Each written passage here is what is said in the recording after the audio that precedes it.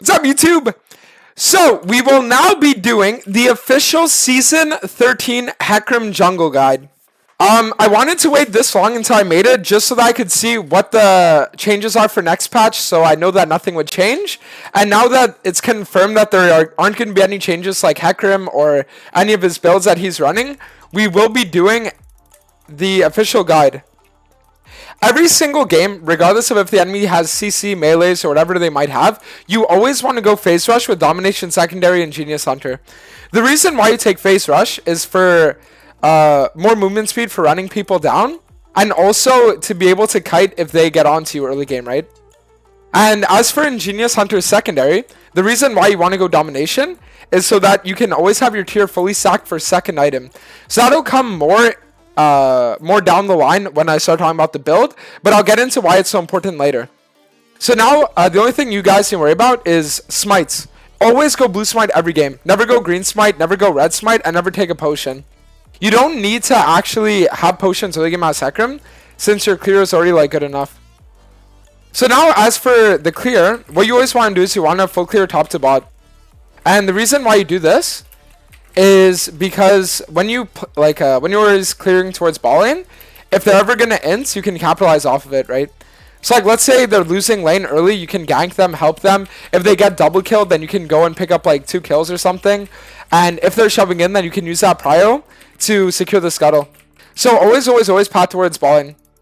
So 95% of my games on HECARIM, I always go Q level 3, and I commit for a full clear.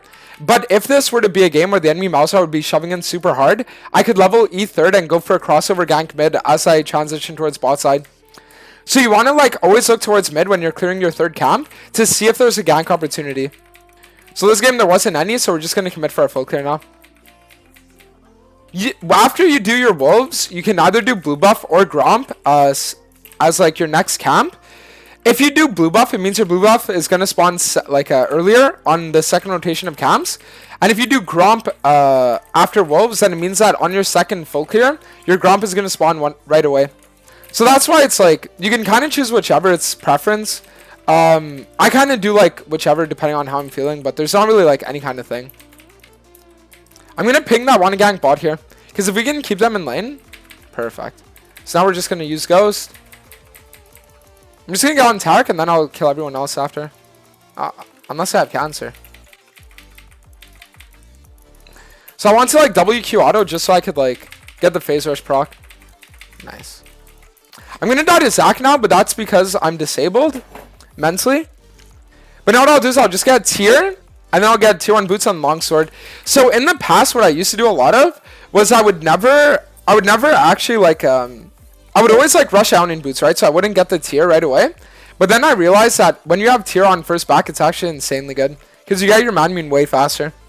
So that's why recently what I've been doing is I've been always going like tier rush. So instead of going Sharp Ionian boots rush, you just go for this build if you have 1050.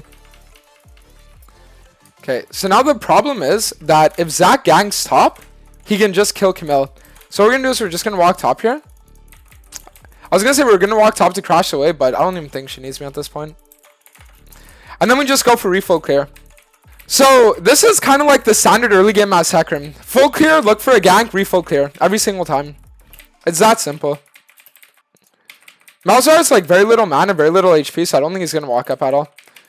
So we'll just like commit for the full clear because I don't think that Malzahar will give me an opportunity to gank him. He's probably just going to reset here. So now my guess is Zac should be either like Wolves or Raptors right now. Just because he also cleared towards bot, so. I'm going to queue this to keep Q-Sacks. I was going to maybe look for a gank bot right away, but I think I'll wait. I'll wait and then I'll go for a gank when they crash this here.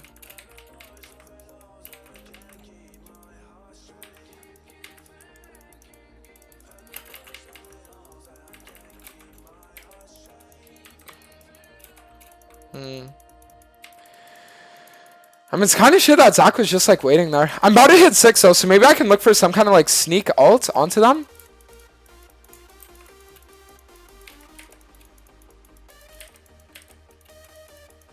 Alright, they're just gonna back off. So now we'll just reset and look for another refill clear.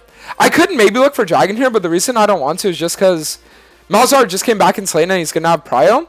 And then the other issue too is that I have a lot of unspent gold as well. I have a lot of unspent gold and my top camps are respawning. Alright, so what we're going to do now is we're just going to take red and then I'll go for the... I'll take red and then I'll look for a scuttle and then maybe go for an invade on Zach. Because Zach has no passive. His passive just got proc, so if we invade him and he goes for his top slide, then we could literally just kill him with Ghost and R.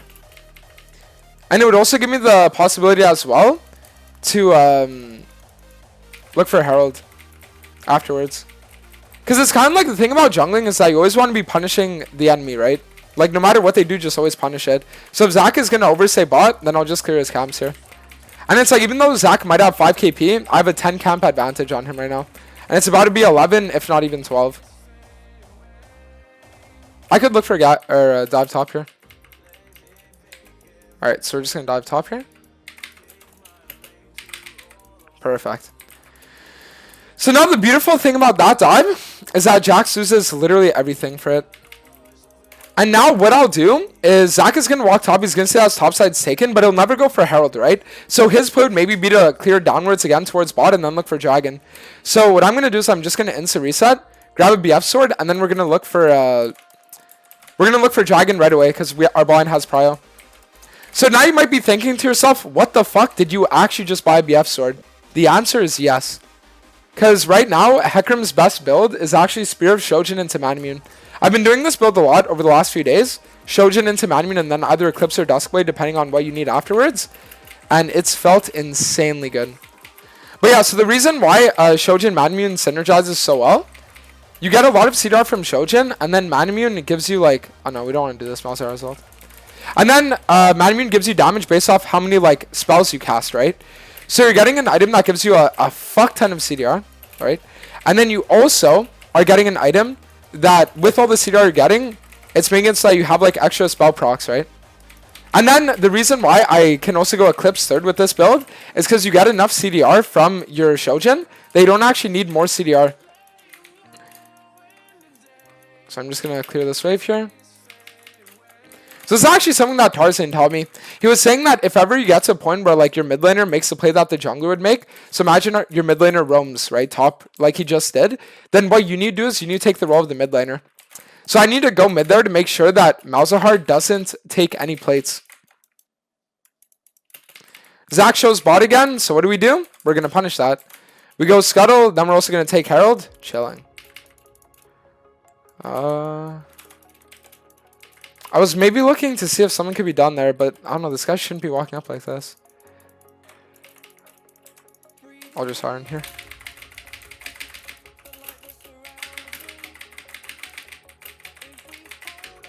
Perfect. So I had to instantly go for the R there because I wasn't sure if Tarek would have ult or not. But the good news is that now we win that fight and then we can just grab this.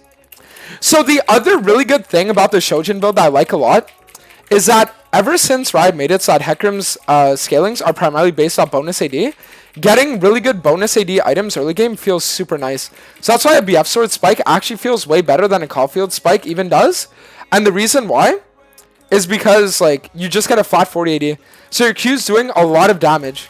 Whereas like let's say you were to build Caulfields, right? It's 1100 gold and you're only getting 25 AD. So now the thing is I do need to look for an opportunity for Herald soon. Because we only have 2 minutes until plates despawn. So I'll probably just go for a full clear towards top. And then we'll play off our winning top lane. To set us up for the victory here. I could maybe look for gank bot as well. But the reason why I'm a little like iffy about it is just because I don't have ult. But honestly we can make this work. We can make it work.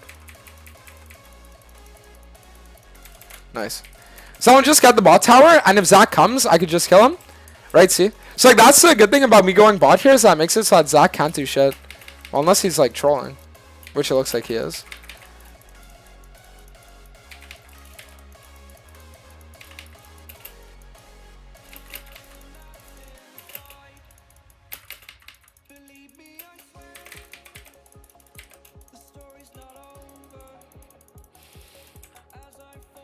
Perfect.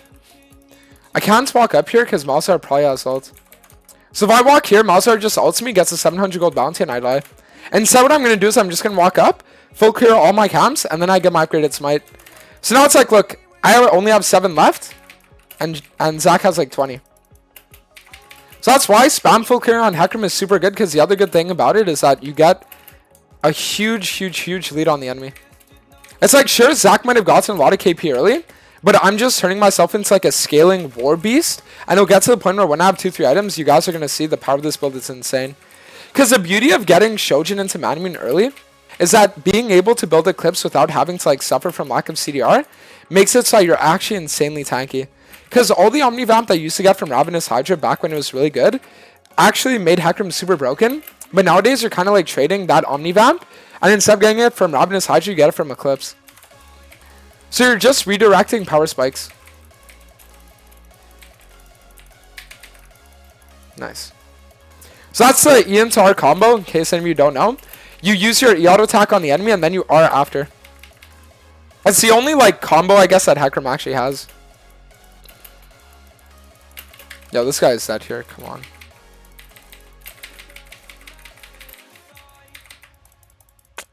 Thing is, I don't have mana though, so I'll just run away.